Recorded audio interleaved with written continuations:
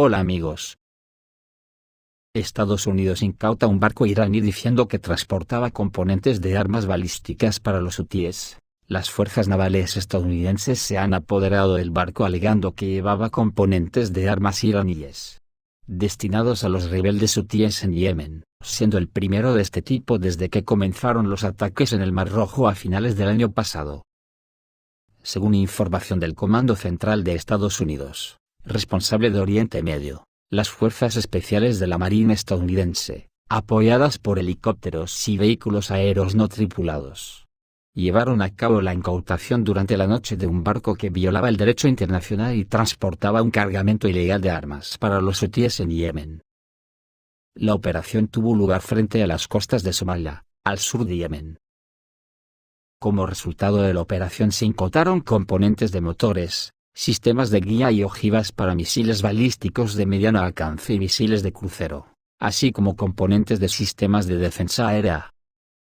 En un comunicado, el Comando Central de Estados Unidos dijo que el análisis preliminar indica que estas armas fueron utilizadas por los hutíes para amenazar y atacar a marineros y buques mercantes internacionales que cruzaban el Mar Rojo. Desde hace tiempo se sospecha que Irán apoya a los hutíes en Yemen, y se cree que ha suministrado armas a los rebeldes. Sin embargo, según Washington, estos hallazgos de la Marina estadounidense son la primera evidencia documentada de participación directa iraní desde que comenzaron los ataques hutíes en el Mar Rojo en noviembre pasado. En Ucrania se ha declarado una alerta de ataque aéreo en toda Ucrania, según datos del mapa en línea del Ministerio de Transformación Digital de Ucrania. Sonó la alarma en las regiones de Kiev, Volyn, Kharkov, Melnytsky, Ivano-Frankivsk, Transcarpacia, Sumy, Ternopil, Zitomir, Nikolaev, Dnepropetrovsk, Kirovograd y Cherkasy. Minutos más tarde se declaró la alarma en toda Ucrania. Según datos preliminares, una alerta aérea a gran escala está asociada con el ascenso al aire de los cazas MiG-31, portadores de los misiles hipersónicos Kinzhal. Las Fuerzas Armadas rusas comenzaron a atacar la infraestructura ucraniana el 10 de octubre de 2022, 2 días después del ataque terrorista en el puente de Crimea, que, según las autoridades rusas, estaban detrás los servicios especiales ucranianos. Se están llevando a cabo ataques contra instalaciones de energía, industria de defensa, mando militar y comunicaciones en todo el país. Desde entonces, cada día se anuncian alertas de ataques aéreos en las regiones de Ucrania, a veces en todo el país. También las Fuerzas Armadas rusas han empezado a utilizar el bombardero no tripulado Inferno, en el frente. ¿Para qué sirve? Los militares de las Fuerzas Armadas de la Federación Rusa comenzaron a bombardear posiciones de las Fuerzas Armadas de Ucrania en varias direcciones de la operación militar especial, durante la cual se utilizaron aviones no tripulados Inferno, informó la empresa fabricante, Rustek-Dron. Según un representante de la empresa citado por RIA Novosti, Inferno tiene 9 espacios para lanzar granadas. Durante una misión de combate, pasa sobre las trincheras ucranianas, abre bahías de bombas y lanza granadas en series de 3. Resulta ser un análogo del bombardeo de alfombra en la aviación grande. Como resultado, el personal enemigo sufre graves pérdidas de mano de obra. El dron también puede bombardear eficazmente vehículos con blindaje ligero, informó Rustek-Dron, donde también señalaron que unidades de las Fuerzas Armadas de la Federación Rusa en la zona del frente ya han recibido cientos de vehículos aéreos no tripulados similares. La compañía también reveló que el Inferno no necesita flotar sobre las trincheras gracias a la cámara de bomba adicional incorporada, que apunta hacia abajo. Así el propio dispositivo consigue lanzar municiones directamente durante el vuelo, lo que mejora significativamente la capacidad de supervivencia del dron. Un dron flotando, como explican en Rustek-Dron, es un objetivo más fácil para las armas pequeñas. El informe de la agencia aclaró que el dron es capaz de transportar alrededor de 4 kilos de carga de combate, que puede incluir granadas BOB-17, GP-25 y municiones especialmente fabricadas para lanzar desde helicópteros con ojivas de fragmentación y acumulativas. Se sabe que el dron es un tipo de dron FPV y su radio de operación es de 5 kilómetros, y son inmunes a los sistemas de guerra electrónica. Como dijo el experto militar, el capitán de primer rango de la reserva Vasily Dandikin, Inferno es inmune a los sistemas de guerra electrónica. Esta es un arma muy efectiva desde el punto de vista de derrotar al enemigo.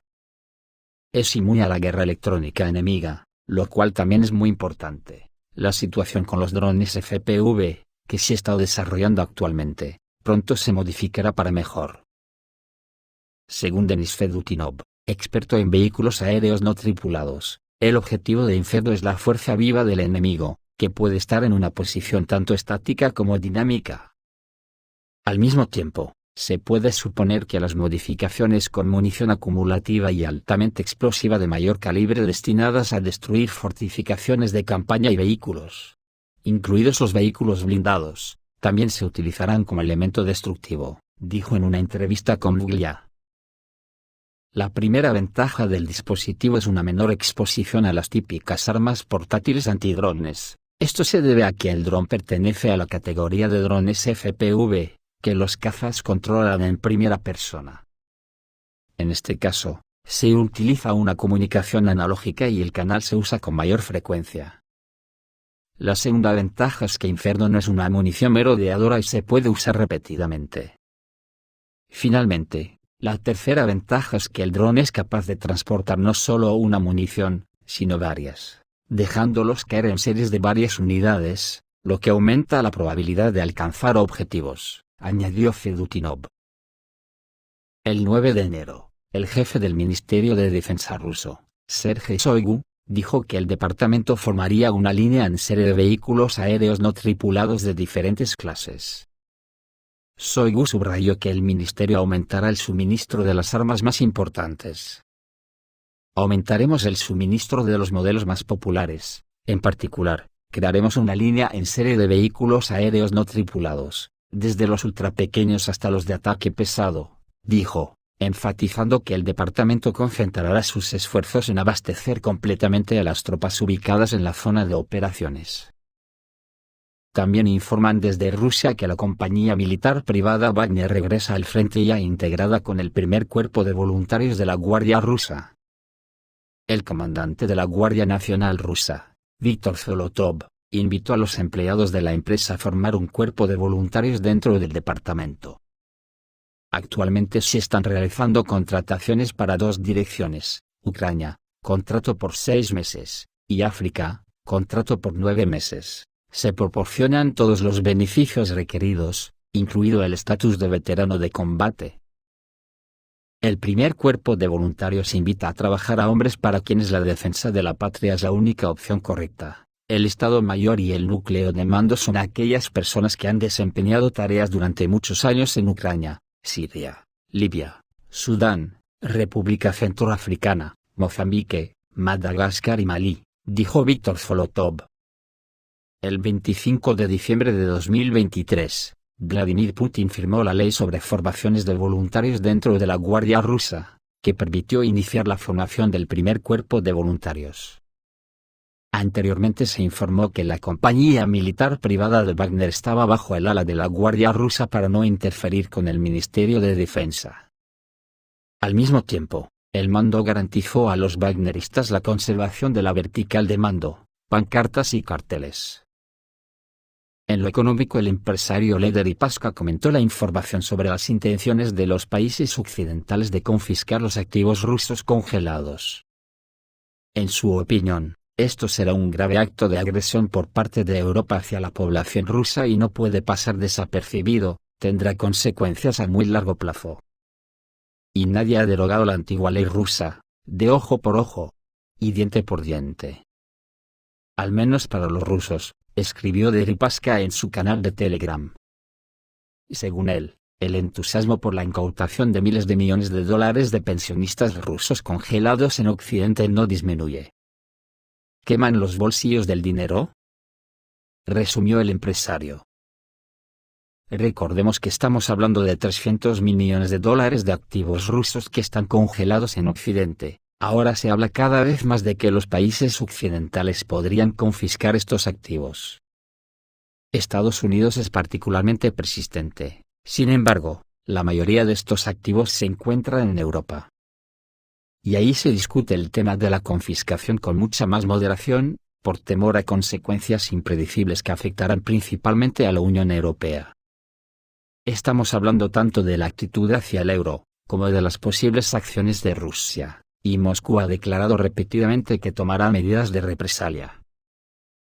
La Unión Europea está intentando tomar un camino diferente, utilizar los ingresos de los activos congelados de Rusia. El martes, el viceprimer ministro y ministro de Finanzas belga, Vincent Van Petegem, dijo que la Unión Europea ha iniciado el trabajo técnico para implementar el plan presentado por la Comisión Europea para utilizar los ingresos de los activos rusos congelados en interés de Ucrania. Manifestó su intención de avanzar rápidamente, pero guardó silencio sobre un plazo específico. Esto es todo, amigos, reciban un saludo.